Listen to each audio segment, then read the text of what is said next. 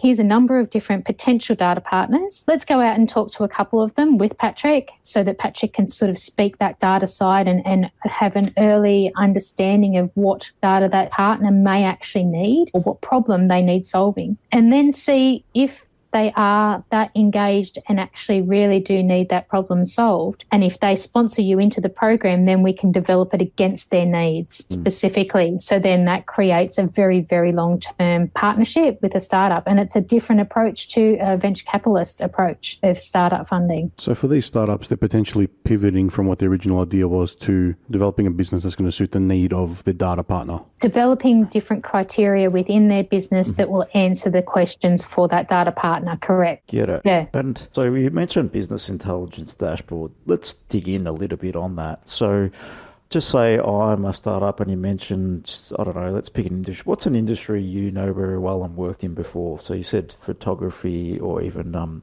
printing photos. Would that be something we can explore a little bit in terms of designing a business intelligence dashboard? Yeah, it can be. I have got a lived experience. We used a data intelligence dashboard. It was a program that we were rolling out across New South Wales with 3 government agencies.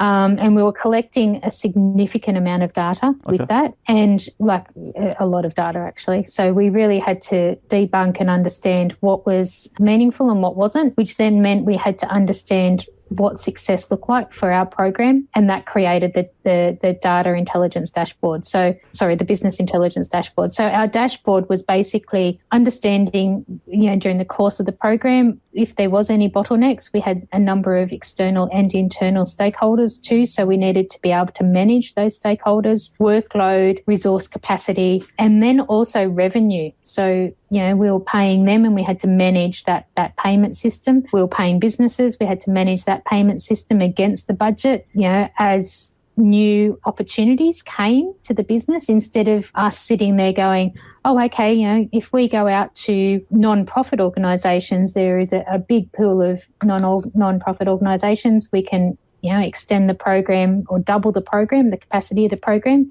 So let's go and do it. What the business intelligence dashboard enabled us to do was to plug in that scenario and then project out whether or not that was feasible with the capacity that we actually had within the program, or whether or not it would max out our capacity, whether or not it would max out our budget and our spend, and what impact would it have on the long-term project. So does that then shorten the project, or does it create a longevity, does it lengthen out the program? Forecasting. Yeah. It's basically cash flow. It forecasted our cash flow. We could then set up our KPIs, which then we could report directly against that cash flow with the KPIs. So we could understand, okay, in the last month, we surpassed our KPIs. Why? So then we could turn around and we could understand the activity that we had done in the past, and then we could replicate that activity out into the future to continue to either control the KPIs, change the KPIs. We could do year on year. So have a look at this time last year, what happened, and the growth of that. So there was a lot of business development that we were able to capture and project based on the data, the business intelligence board.